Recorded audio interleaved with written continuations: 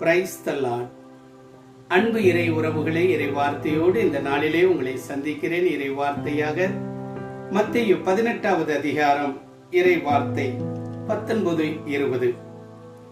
உங்களில் இருவர் மண்ணுலகில் தாங்கள் வேண்டும் எதை குறித்தும் மனமுத்திருந்தால் விண்ணுலகில் இருக்கும் என் தந்தை அதை அவர்களுக்கு அருள்வார். ஏனெனில் 2 அல்லது 3 பேர் என் பெயரின் பொருட்டு எங்கே ஒன்றாக கூடியிருக்கின்றார்களோ அங்கே அவர்களிடையே நான் இருக்கிறேன் என உறுதியாக உங்களுக்கு சொல்லுகிறேன். என் அன்பு தேவ பிள்ளைகளே, ஆண்டவருடைய சமூகத்தில் தனித்திருந்து ஜெபிக்கலாம், குடும்பத்தோடு ஜெபிக்கலாம், அல்லது 2-3 பேர் சேர்ந்து ஜெபிக்கலாம். அப்படி 2-3 பேர் சேர்ந்து ஜெபிக்கும் பொழுது ஆவியானவர் சொல்லுகிறதை இந்த இடத்திலே நாம் பார்க்கிறோம். நான் அந்த இடத்திலே இருப்பேன் என்று சொல்கிறார். இருக்கிறேன்.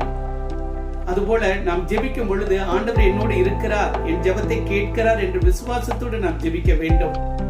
அது மட்டுமல்ல, மற்றவர்கள் ஜெபிக்கும் பொழுது மற்றவர்கள் என்ன ஜெபிக்கிறார்கள், எதை குறித்து ஜெபிக்கிறார்கள் என்று நாமும் அவர்களோடு சேர்ந்து ஜெபிக்க வேண்டும். என் அன்பு தேவ பிள்ளைகளே, ஜெபித்தால் பலனை காண்பீர்கள். ஜெபித்தால் ஆண்டவர் நம்மோடு இருப்பார். ஜெபித்தால் நாம் நினைத்த காரியங்கள் எல்லாம் ஆண்டவர் நிறைவேற்றி தருவார். ஜெபிக்கலாமா? அன்பும் இரக்கமும் கிருபையும் நிறைந்த எங்கள் நல்ல தகப்பனே, இந்த ஆசீர்வதிக்கப்பட்ட இந்த வேளையிலே உம்முடைய பாதத்தில் அமர்ந்து ஜெபிக்கிறோம் ஐயா. எங்கே 2-3 பேரின் நாமத்தினாலே கூடி ஜெபிக்கிறார்களோ அந்த இடத்துல இருப்பேன் என்று வாக்குறுதி கொடுத்தீரப்பா.